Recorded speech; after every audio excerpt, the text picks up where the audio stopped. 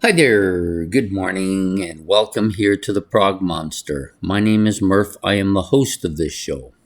We're here to do an episode of the series we're running for the month of August, which is my 31 favorite rock albums released in 1977. This will be episode number 28, and it's going to feature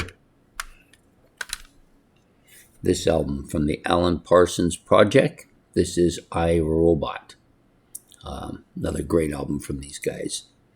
So this released July the 8th, 1977, featuring people on it as normal, as you'd expect on the Alan Parsons Project, a horde of people. And I'll try to get everybody. If I forget anybody, somebody will let me know.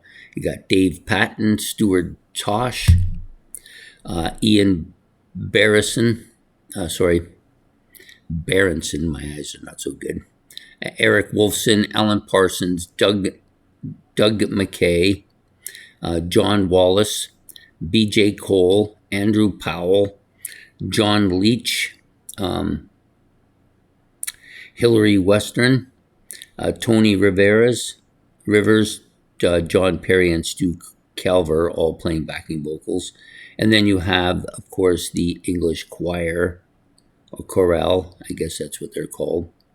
New Philharmonic vocals. Lenny Zakata, Alan Clark, Steve Hurley, Jack Harris, Peter Straka, Jackie Whitron, and David Townsend. Most of these people doing some of the lead vocals as well throughout the album, which is exceptionally good. So far, I've had two of the Alan Parsons Project albums in my playlist, and this one and one other one are waiting their turns. I don't know where this will end up ranking in my Alan Parsons ranking when I finally do one, but I think it'll be fairly high. It's got some really good stuff in here. Opening track, I, Robot's really good. I Wouldn't Want to Be Like You. This is probably the most famous track on the album. They seem to have one of those really huge tracks on every album, and this is the one on this album. Really catchy stuff. Some Other Time, Breakdown, Don't Let It Show, The Voice, Nucleus, Day After Day. This is another really good song too, and Total Eclipse and Genesis that end off the album. And of course, on this particular one, there's probably half a dozen other bonus tracks as well, as all of them have that on my collection here. So yeah, just a really solid album with really a lot of really great stuff. Definitely fits in the Alan Parsons Project stream of things.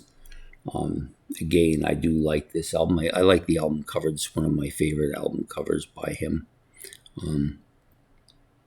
And of course, it's kind of a homage to Isaac Asimov, who's another one of my favorite authors. Yeah, just a really solid album. And I go kind of back, not very far with Alan Parsons Project. Yes, a lot of this stuff, the hits, of course, I knew from the radio back in the 70s and 80s when I listened to his stuff. But I've only recently come to really delve deep into the Alan Parsons Project. It started with Eye in the Sky maybe 3 years ago.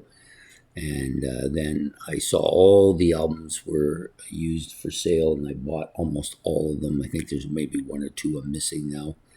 But really good stuff, really solid music. And I thank Ben for kind of pushing me in this direction a little bit.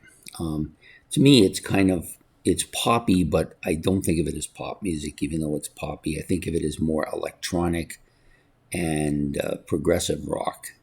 In a lot of ways, those two are the more dominant elements. So when I think of Alan Parsons Project, I think of a progressive rock band. And so that's where I'm going with it. I hope you've enjoyed this episode. Please hit the like and subscribe. That helps the channel. And if you want to leave any comments about this album in the comment section below, you can, or you can just put your own. We got a couple people doing that now, maybe 3 people. This might be the most we had going on this. doing their own album picks for the day, and hopefully to see you all again tomorrow for another episode. So take care and have yourself a good day and a good evening here from the Prog Monster.